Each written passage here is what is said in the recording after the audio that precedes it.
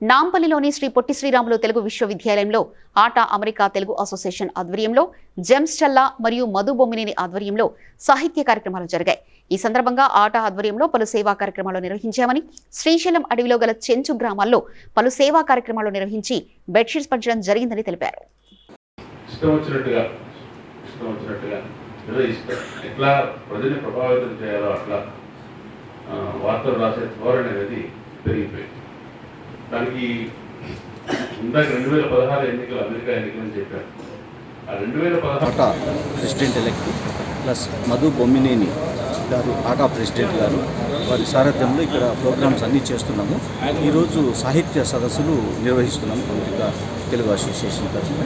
అలాగే చాలా సేవా కార్యక్రమాలు చేస్తున్నాము.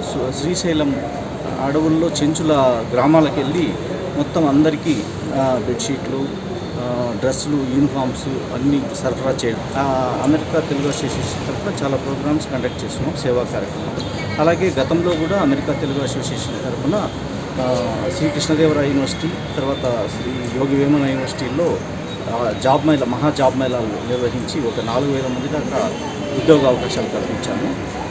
అలాగే అమెరికా తెలుగు అసోసియేషన్ తరఫున ఇండియాలో ఉన్న తెలుగు వారందరికీ సేవా కార్యక్రమాలు జరపాలని చెప్పి నిశ్చయించి ఒక 20 రోజుల పాటు ఇక్కడే సేవా కార్యక్రమాలు నిర్వహిస్తున్నాం.